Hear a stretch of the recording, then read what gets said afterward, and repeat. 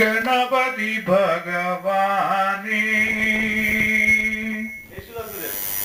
ഗണപതി ഭഗവാനേ ഗണപതി ഭഗവാനേ നമാമി ഗണപതി ഭഗവാനേ. ഈ കീർത്തനം അവസാനിക്കുന്നതിന് മുമ്പ് അടുത്ത ഗാനത്തിലേക്ക് കടന്നു. വീടിന്റെ പൂമുഖത്തിരുന്ന് രാകേഷ് രജനീകാന്ത് ഇപ്പോഴും പാടുന്നു. വീട്ടുകാരും ബന്ധുക്കളും ശ്രദ്ധയോടെ കാതോർക്കുകയാണ്. സംഗീതം കേൾക്കാൻ മാത്രമല്ല, ജന്മന അന്ധനും മാനസിക വൈകല്യമുള്ള രാകേഷ് പാട്ടുപാടാതിരുന്നാൽ പെട്ടെന്ന് പ്രകോപനമുണ്ടാക്കും. ഭക്തിഗാനമേളയിൽ ശ്രദ്ധേയനാവുകയാണ് ഈ പാട്ടുകാരൻ.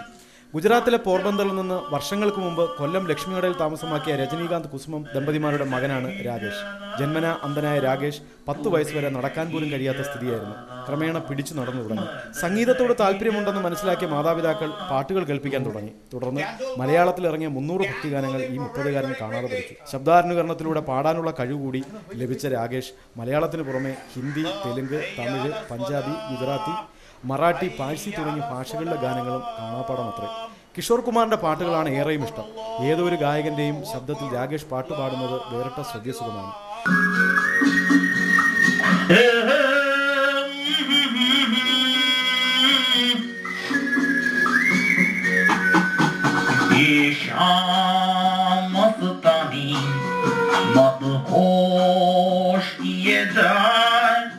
मुझे तो कोई खींचे तेरी ओर लिए जाए, ये शाम मस्तानी मदहोश किए जाए, मुझे दूर कोई खींचे तेरी ओर लिए जाए.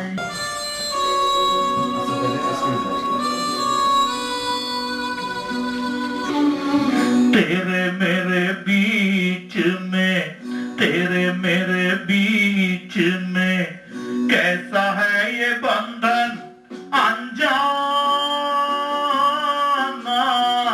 कैसा है ये बंधन अनजाना. मैंने नहीं जाना, तूने नहीं जाना, मैंने